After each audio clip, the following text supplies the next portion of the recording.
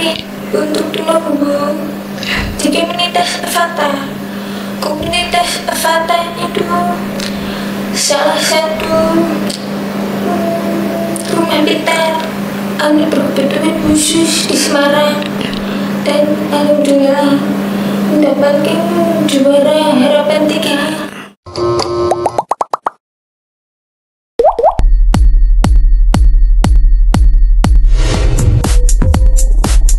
Halo semuanya, kita jumpa lagi di podcast Ngobrol Gayeng Pak Wijatong.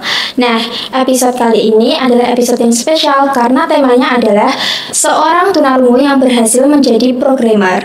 Nah, sebelumnya kenalin, namaku Haifa sebagai host pada hari ini, dan ini dia narasumber spesial kita, Kak Sela dan Kak Melia. Nah, gimana nih kabarnya hari ini? Alhamdulillah, ikut senang dengarnya. Oh iya Kak, sebelum ke pertanyaan mau tanya nih, dengar-dengar tuh Kak Sela dan Kak Melia itu sekolah di SMK Negeri 9 Semarang ya? Kak Sela dan Kak Melia itu satu kelas atau beda kelas? Satu kelas. Kak Sela dan Kak Melia mengambil jurusan apa sih? Ambil jurusan RPL, rekayasa perangkat lunak. Oke deh, kita kembali lagi sesuai dengan tema hari ini, yaitu aku mau tanya-tanya tentang keahlian yang dimiliki oleh Kak Sela. Yang pertama mau tanya, kenapa sih Kak Sela bisa tertarik untuk masuk ke dunia IT ataupun bidang IT?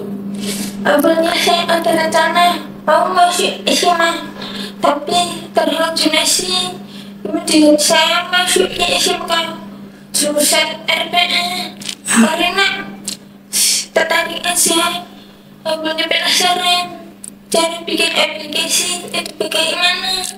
Jadi Kak Sela itu masuk RPL karena penasaran sih bagaimana cara membuat aplikasi. Untuk Kak Melia sendiri, kenapa sih bisa tertarik untuk masuk ke jurusan RPL?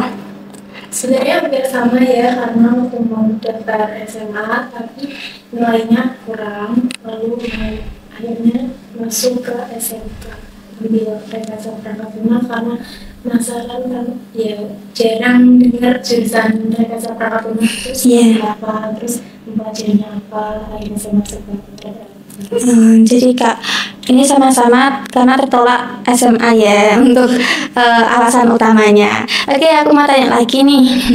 Pertama belajar coding itu dengan siapa dan di mana? Pertama kali belajar coding itu awalnya diajarkan oleh guru saya. Kemudian saya ditanyakan, kamu lulus di bidang apa? Dan saya memilih Android. Untuk itu diajarkan di tempat magang.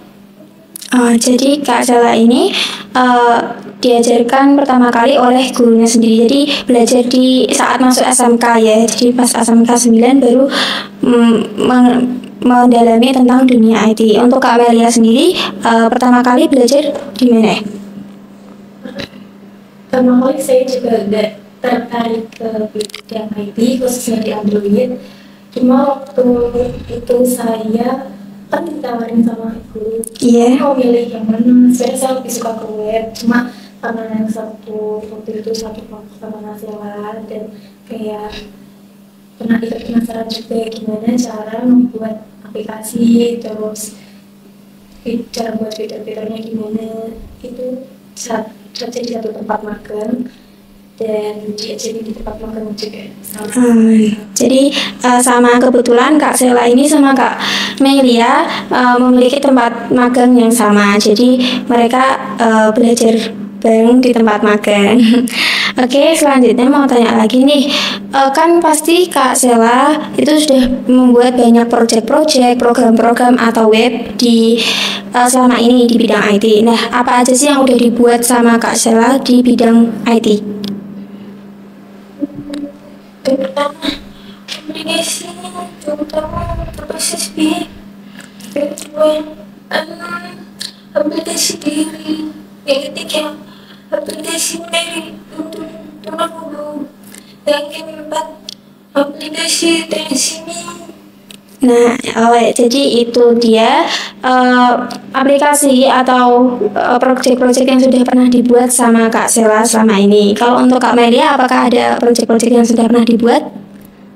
Proses kurang lebih sama ya, karena beberapa yang dibagi kelompok juga. Kalau misal yang saya buat itu juga sama Nasela itu di aplikasi Menari.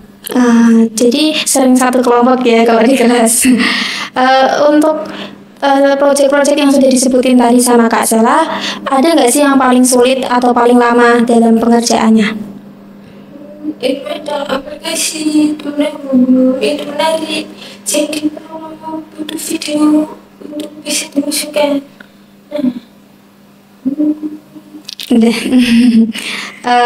Jadi pengerjaannya itu lama ya karena perlu mengedit video dulu dan memasukkannya ke dalam codingnya itu ya, ke dalam aplikasinya. Dari sebanyak project itu yang udah pernah dibuat sama Kak Sela, pernah nggak sih salah satunya itu dilombakan, dan prestasi apa yang pernah diraih sama Kak Sela? Prestasi yang pernah diraih adalah ketika saya membuat aplikasi menarik untuk Tulungagung di komunitas Avata. Komunitas Avata itu salah satu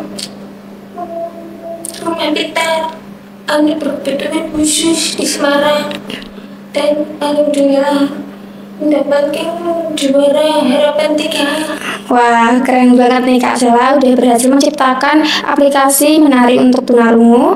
Itu aplikasinya sangat membantu sih pasti ya untuk orang yang membutuhkan, dan alhamdulillah juga Kak Sela bisa mendapatkan penghargaan yaitu harapan 3. Keren banget nih Kak Sela. Oke, kita lanjut lagi. Dengar-dengar tadi kan Kak Sela nyebut pernah membuat aplikasi donor thalassemia. Nah, awal membuatnya tuh bagaimana sih, dan kenapa bisa terfikirkan untuk membuat itu? Awalnya intinya saya itu berusaha karena menjadi penting mendukung kegiatan donor darah untuk membantu orang yang membutuhkan, khususnya dalam hal donor darah yang dapat membantu penderita thalassemia. Wah, ini aplikasinya yang Kak Sela buat itu bisa banget membantu orang-orang karena itu benar-benar berguna untuk orang-orang yang membutuhkan banget sih. Oke, selanjutnya aku mau tanya nih tentang kondisi Kak Sela. Dengan kondisi Kak Sela tunarungu ini, apakah menjadi suatu hambatan dalam bidang yang sedang didalamin Kak Sela sekarang? Meskipun menghadapi kondisi ini, saya tidak merasa bahwa hal itu menjadi hambatan. Saya tetap fokus pada kemampuan dan keahlian saya di bidang tersebut. Nah, itu keren sih Kak Sela tidak menganggap keterbatasannya itu sebagai hambatan karena Kak Sela itu mau belajar dan terus mencoba. Nah, ada nggak sih Kak kendala saat belajar mengajar itu berlangsung kalau misalnya di sekolah? Kendalanya berkomunikasi tak bisa diatasi. Kendalanya itu dalam bidang komunikasi biasanya bisa diatasi dengan menuliskan idenya tersebut di dalam kertas, lalu kalau tidak diberikan secara langsung baik dijelaskan kalau idenya seperti ini, gimana kalau mau dibuat seperti ini. Kalau untuk kendala yang lain ya menyampaikan mungkin kan agak kekurangan. Iya, perlu usaha gitu ya untuk menulis atau mengirim pesan terlebih dahulu. Jadi Kak Sela ini kalau ada tugas kelompok dengan timnya, dia menyampaikan idenya melalui tulisan terlebih dahulu maupun ketikan pesan. Nah, gimana sih sikap atau respon teman-teman Kak Sela dengan kondisi Kak Sela selama ini? Selama ini sikap teman-teman terhadap saya sangat positif. Mereka selalu mendukung dan membantu satu sama lain dalam proyek-proyek.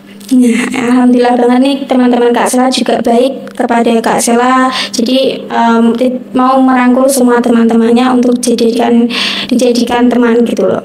Nah, mau tanya juga setelah lulus SMK ada kepikiran nggak mau lanjut kemana, ke kuliah atau perguruan mana? Saya lanjut kuliah di Indonesia tahun ini. Jurusannya itu sesuai jurusan.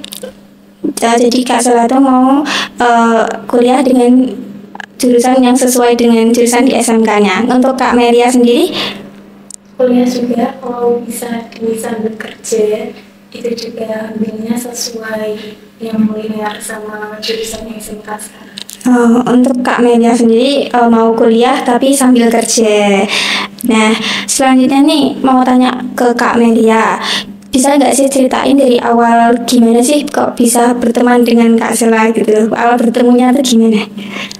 Dulu awalnya waktu itu kan disuruh buat kelompok, berhubung saya berangkat sekolahnya di Tengah, saya juga mencari kelompok kan, dan waktu saya buat Nasela dia itu sendiri, jadi saya ajak Nasela untuk buat kelompok bareng. Di sebelumnya saya sudah nggak tahu kalau Nasela itu ada tunarungu, jadi saya juga mikir gimana caranya biar saya komunikasi yang efektif sama Nasela dan biar nyampainya tuh nggak salah paham, biar nggak ada hal yang keliru.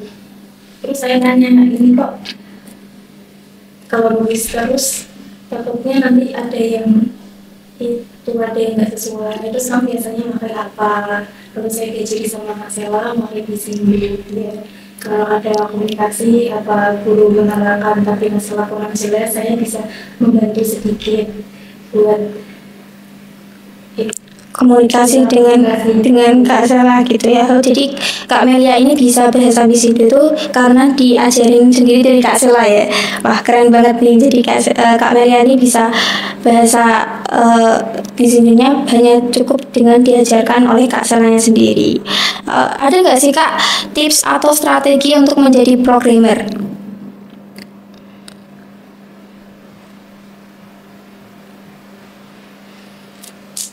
Tipsnya adalah satu, kuasai bahasa pemrograman. Yang kedua, memperluas relasi. Yang ketiga, berkomunikasi terbuka dengan rekan-rekan. Yang keempat, bergabung komunitas programmer untuk mendapatkan informasi di dunia teknologi. Yang kelima, memiliki ide dan solusi yang kreatif untuk mengatasi hambatan yang akan terjadi. Itu dia teman-teman tips dari Kak Sela terkait bagaimana sih menjadi programmer. Poin pertama itu benar banget karena emang seorang programmer itu harus banget menguasai yang namanya bahasa pemrograman, karena dalam dunia itu bahasa pemrograman itu sangat banyak ya Kak, benar gak Kak? Setelah itu nih mau tanya, apa sih harapan-harapan Kak Sela dan Kak Melia untuk dunia pendidikan dan pemerintah? Saya berharap bahwa teman-teman disabilitas bisa diterima di UI dan mendapatkan kesempatan yang sama dengan teman-teman yang lain. Jadi teman-teman, semua jawaban-jawaban yang disebutin sama Kak Sela, yang dijawab sama Kak Sela dan Kak Melia itu menurutku sangat termotivasi sekali dan sangat keren karena nggak semua orang tuh bisa melakukan itu. Nah, bisa nggak sih Kak kasih kata-kata motivasi untuk teman-teman yang ada di sana? Semangatlah dengan potensi yang ada di dalam dirimu. Jangan ragu untuk memperjuangkan impian. Karena keunikan dan keberanian akan menjadi ekspresi bagi orang lain. Wah, keren banget nih kata-kata motivasi yang diberikan oleh Kak Sela. Untuk Kak Melia sendiri bisa ngasih motivasi juga?